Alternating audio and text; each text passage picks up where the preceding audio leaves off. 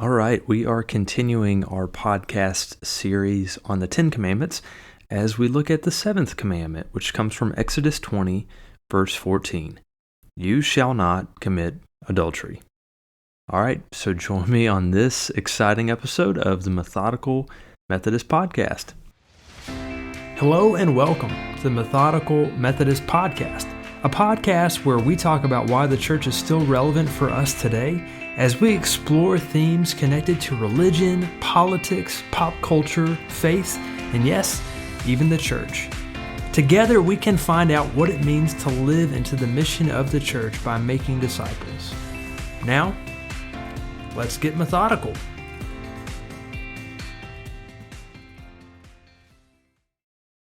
The Protestant reformer Martin Luther once said that in the sixth commandment, you shall not murder, we learn how to live next door to our neighbor. But in the seventh commandment, you shall not commit adultery, we learn how to live with a neighbor who lies next to us in bed. With our current culture and the resources that we have access to, especially on the internet, it's easier than ever to break this commandment. Believe it or not, there's actually a website out there called ashleymadison.com that is specifically designed to help married people cheat on their spouses. This is a real thing. They have commercials and everything. And as of 2014, there are 25 million members in 37 countries who are married and looking to break their marriage vows. In fact, Ashley Madison's slogan is, "Life is short, have an affair." Adultery is often a subject of gossip, but it has become more casual over time. And it's almost become normal. Things have certainly changed from the days of the Old Testament. In Deuteronomy 22, we're told that the penalty for adultery is death for both men and women. For those in ancient Israel, committing adultery was an assault on the community. It was dealt with by the community and for the sake of the community. That is why public stoning was the method used for those who dared to break this commandment. The Jewish people dealt very seriously with this because breaking this commandment breaks the marriage covenant with your spouse and with God. As one scholar states, our faithfulness to each other affects our faithfulness to God. In the United Methodist hymnal, we have a service of Christian marriage that begins by saying, "Friends, we are gathered together in the sight of God." Couples present their vows to each other, and they do so in the name of God. In the declaration of marriage, it says, "You have declared your consent and vows before God and this congregation.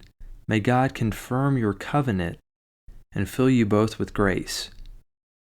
When your marriage vows are broken, so is this covenant that goes before your spouse and also God. Faithfulness and fidelity are a crucial part of marriage.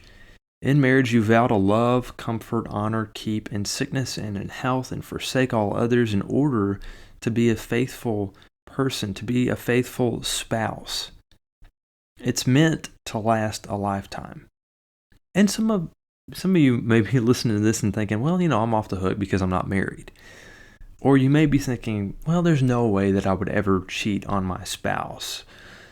You may be thinking, how in the world does this commandment apply to me? Much like our last commandment, this one is one that some folks think is an easy one to keep, but Jesus lets us know that even if we haven't explicitly committed adultery, it doesn't mean that we aren't still guilty. In the last episode, we talked about how Jesus argues that even being angry with someone makes us guilty of murder. And now Jesus intensifies the law concerning adultery. In Matthew chapter 5, verses 27 through 32, Jesus says this, "You have heard that it was said, 'You shall not commit adultery.' But I say to you that everyone who looks at a woman with lust has already committed adultery with her in his heart. If your right eye causes you to sin, tear it out and throw it away. It's better for you to lose one of your members than for your whole body to be thrown into hell. And if your right hand causes you to sin, cut it off and throw it away. It's better for you to lose one of your members than for your whole body to go into hell. Jesus sets the bar pretty high for us when it comes to this commandment. Jesus does something that he is often guilty of doing. He refocuses the conversation. He opens things up and forces us to look at our inner thoughts and motives. He moves the standard away from not committing adultery to not committing lust instead. So even if you've never cheated on your spouse, or even if you're single and not married, Jesus extends this commandment to everyone. Just when we think we're good, just when we think we're safe, Jesus has a way of bringing us back in and challenging us. Jesus has a way of pointing out sins in our lives that we never realized were there before. As Bishop Will Willimon says, when looking at this notoriously difficult statement, who knows of a human who has never committed lust? In an interview published in November 1976, then Governor Jimmy Carter received a lot of criticism when he talked about the role of religion in his life. And in one part of this interview, he said, "I try not to commit a deliberate sin. I recognize that I'm going to do it anyway because I'm human and I'm tempted. And Christ set some almost impossible standards for us.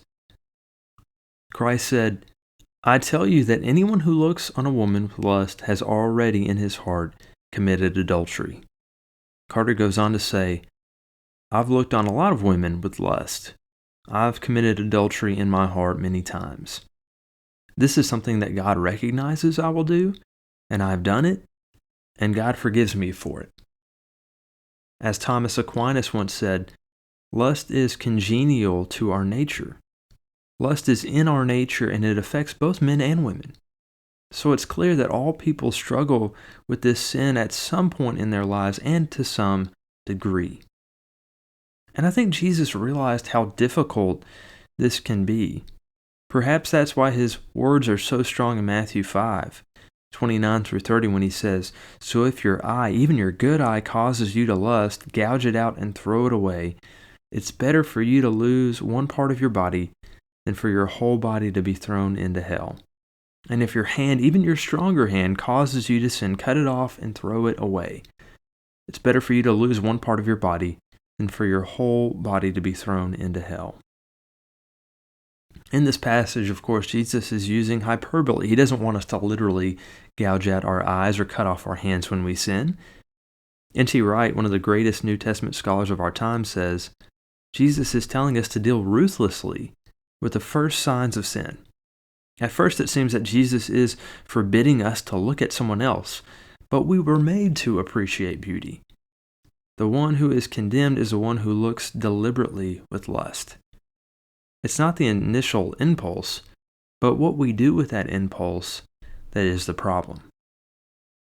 In his book, Making Love Last a Lifetime, Reverend Adam Hamilton tells about the story about a friend who fell into the temptation of sin. He says this: "It all began with a look across a room. There was an energy there. I fell in love with her, if you could call it that, during a hug. It all seemed very innocent, and yet it was very alluring. We were both married, and we were both empty. We were two needy people who were drawn to each other. One day she admitted her feelings for him, and the die was cast. There was no turning back. After 3 months, they broke off the relationship when their affair was discovered." Adam Hamilton's friend said, "It was like I woke up from a dream and realized how stupid I had been. What was I thinking? And I immediately separated from her." Unfortunately, this is a common story that can really happen to anybody. It starts out innocent, but then it quickly gets out of hand. Some relationships survive affairs and some don't. Again, it's not the initial impulse, but what we do with that impulse that is the problem. I'm reminded of King David. He knew the temptation and obsession of lust all too well. David lusted for a woman named Bathsheba who was married to a man named Uriah. David and Bathsheba broke the seventh commandment, and they conceived a child. And David wanted to cover up his act of adultery. So David tried to trick Uriah into coming home from battle so that he could be with his wife, Bathsheba. Uriah refused to do so because he didn't feel like it was right to do this while his comrades were still in battle. So David sent Uriah into the heat of battle, into the front lines, and had him killed. David committed some terrible sins. He broke several of the commandments in this story. He coveted Bathsheba, he committed adultery, he lied about his actions, and he had Uriah murdered. David did all of these things, and somehow God still used him despite all of his very serious mistakes. This story shows us that no one is too far from God's grace. But his actions were not okay. But still, God is so powerful and so good that God can redeem anyone. I wonder if a better way to address this commandment is by flipping it. So instead of saying, "You shall not commit adultery," we can say, "You shall cherish the sacredness which is inherent in you and your spouse." So how can we cherish the relationship that we are committed to right now? What are the ways that we can honor the relationships that we have with those we care about? How can we treat not only our spouses, but other human beings with respect? How can we be faithful to the people around us? Maybe you need to go to counseling. Maybe you need to go on a marriage retreat. Maybe you can make an effort to set aside time away from the kids, away from work, just to spend some quality time with your loved one. And if you're not married, maybe you can reach out to those who are close to you and those that are faithful friendships that you have. Because I think this commandment invites us to practice fidelity, not just in our marriages, but in all of our relationships. It invites us to find ways to reach out to others as we strive to be faithful to God. It invites us to be a source of grace and understanding for others. This idea is illustrated in the story about a woman who is caught in adultery. The Pharisees bring this woman who has been caught in this act of adultery in front of a crowd and in front of Jesus. For whatever reason, the man is not there. Maybe he ran, maybe the Pharisees let him go. We don't really know what happened to him. But they bring the woman among this crowd. And they ask Jesus, "Teacher, this woman was caught in the act of adultery. The law of Moses says to stone her, but what do you say?" The Pharisees argue that this is what the Torah clearly states. The punishment for adultery is death by stoning. Everyone in the crowd already has a stone in their hand. They are ready to kill this woman. After all, that is how the law has been carried out for generations. And the Pharisees are trying to trick Jesus by asking him about his opinion. They say, "This is what the law of Moses says, but what do you say?" And without a word, Jesus stoops down and he begins to draw in the dust with his finger. He writes something there in the dust, and as the Pharisees continue to question him, Jesus just kind of writes there in the dust, not speaking anything. And it's kind of interesting that the Gospel of John tells the story and adds this little detail because he fails to tell us what Jesus actually wrote in the dirt. The Pharisees continue to question him until finally Jesus straightens up, and then like an artful politician, Jesus says, "Let anyone among you who is without sin be the first to throw a stone at her." And then, just like that, he goes right back to drawing in the dirt. One by one, the folks, beginning with the elders, leave until finally it's just Jesus and the woman left standing there. And again, Jesus stands up and says, "Woman, where are they? Has no one condemned you?" It's almost like Jesus has been off in his own little world, and then he snaps back into reality and he realizes that everyone in the crowd has gone. And he sees that his answer to the Pharisees did the trick. And the woman hears this from Jesus, and she responds, "No one has condemned me." To which Jesus replies, "Well, neither do I. Go and sin no more." Notice that Jesus doesn't condone her sin, but he also doesn't shame her. He doesn't lecture her. He doesn't make all the arguments as to why committing adultery is wrong. Jesus offers no damnation whatsoever. Instead, Jesus offers grace. He simply offers grace. We live in a world where we sometimes are eager to offer judgment rather than grace. Years ago, growing up, I remember my pastor, Drew Henry, talking about the story of the woman caught in adultery. And he asked a question. He said, think of all those people who were crowded around with stones in their hands. Do you think they dropped their stones when they heard Jesus' response? Do you think they dropped their stones when they turned to leave? Or do you think they held on to them, waiting for the next opportunity to cast their stones of judgment? Drew Henry tended to think that they probably held on to their stones. He argued that it's harder to offer grace than to offer damnation. But what about us? Are we holding on to our stones? Are we carrying them around waiting for an opportunity to arise so that we can throw them? If we truly listen to what Jesus tells us about adultery, then it won't take long for us to realize that we are all guilty. We have an opportunity to come before God on our knees asking for forgiveness for our mistakes and failures. We have an opportunity to accept the love and grace of God who receives us and forgives us.